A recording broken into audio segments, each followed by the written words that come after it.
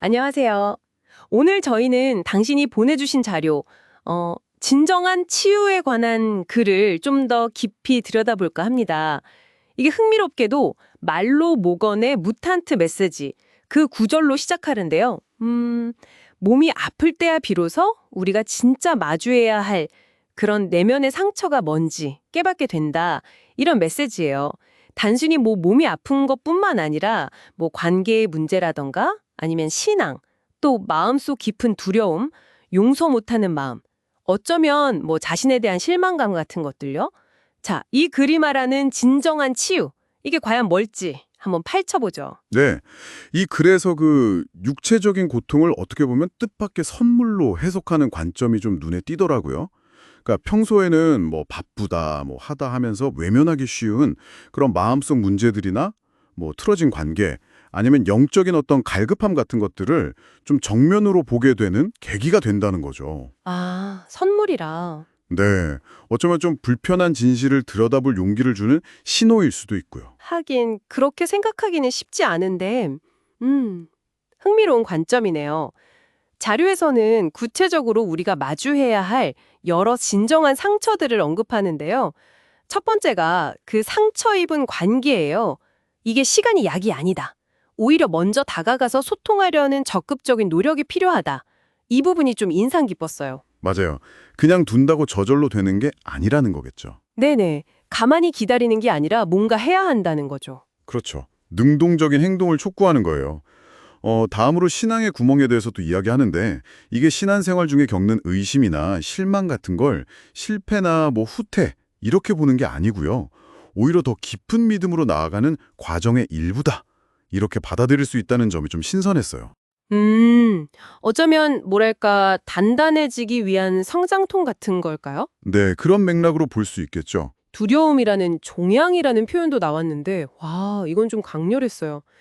단순히 감정이 아니라 진짜 몸속 종양처럼 과거 상처에서 자라나서 우리를 잠식할 수 있다. 이런 비유잖아요. 네, 맞습니다. 근데 이 글에서 두려움을 정면으로 마주할 때 그 힘을 잃는다. 이렇게 말했는데 혹시 그 자료에서 구체적으로 어떻게 마주해야 하는지 그런 힌트가 더 있었나요? 그냥 뭐 용기를 내라 이런 것 이상으로요?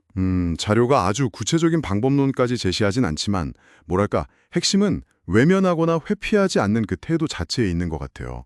그러니까 두려움의 실체를 그냥 인정하고 이게 어디서 왔는지 좀 들여다보는 그 과정 자체가 중요하다. 이렇게 보는 듯합니다. 아, 그냥 마주하는 것 자체. 네, 두렵지만 그 감정 속으로 한 걸음 들어가 보는 것. 네, 그게 핵심이겠죠. 또 이런 맥락에서 용서하지 못하는 마음에 대한 이야기도 자연스럽게 연결돼요. 용서 못하는 마음이 결국은 자기 자신을 해치는 독과 같다 이렇게 보거든요. 독이요. 네, 그래서 용서는 남을 위해서가 아니라 바로 나 자신을 위한 그것도 매일의 의식적인 선택이라고 강조를 해요. 아, 매일 하는 선택. 그렇죠. 과거의 상처나 어떤 두려움에서 나를 해방시키는 그런 행위 인생이죠. 자신을 위한 선택이라는 점이 참 와닿네요. 마지막으로 자신에 대한 실망과 자책, 이것도 다루는데 이건 어떤 내용인가요? 아, 네. 이건 이제 스스로를 향한 비난의 목소리를 좀 멈추고 부족하고 연약한 모습까지 포함해서 있는 그대로의 나를 받아들이는 것. 그게 치유의 시작이라고 말하는 부분이에요. 아, 자기 수용. 네. 자료에서는 이걸 또 신의 무조건적인 사랑 이런 것과 연결해서 설명하기도 하고요.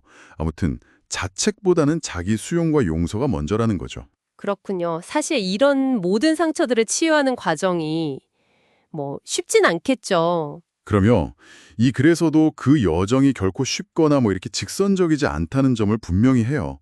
마치 그 나서는 계단을 오르내리듯이 좀 좋아졌다가 다시 힘들어지는 과정을 반복할 수 있다고 하죠. 아, 네네. 맞아요. 오르락 내리락 하는. 네.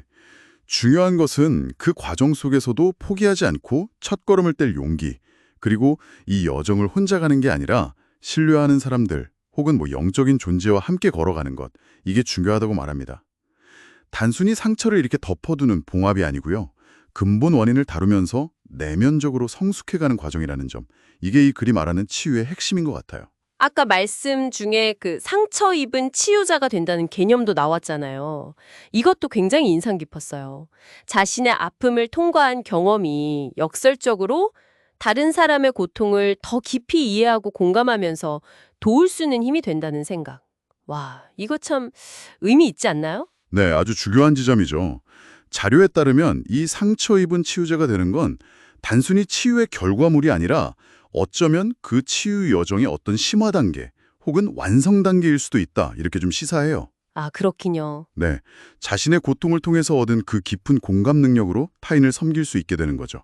어떻게 보면 고통이 끝이 아니라 새로운 의미와 어떤 연결의 시작점이 될 수 있다는 희망을 보여주는 것 같아요. 그리고 마지막으로 시편과 이사야서 구절을 인용하면서 상한 마음을 어루만지고 싸매시는 어떤 신적인 존재의 도움과 회복의 약속, 이걸 강조하면서 글을 마무리합니다. 네. 오늘 저희가 함께 살펴본 내용을 좀 정리해 보면요. 이 글이 말하는 진정한 치유란 단순히 몸의 회복, 이걸 넘어서 우리 내면 깊숙이 자리한 여러 상처들 있잖아요. 뭐 관계, 믿음, 두려움, 용서, 그리고 자기 수용 같은 것들. 이런 것들을 정면으로 마주하고 씨름하는 그런 깊은 여정이다. 이렇게 요약할 수 있겠네요. 맞습니다.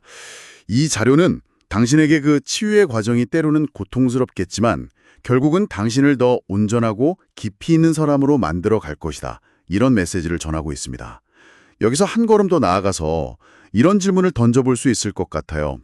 당신이 자신의 그 상처를 외면하지 않고 치유의 여정을 시작할 때 그 값진 경험이 당신 자신뿐만 아니라 어쩌면 당신과 비슷한 아픔을 겪는 다른 누군가에게 다가가서 그들을 이해하고 돕는 그런 특별한 자원이 될 수도 있지 않을까요?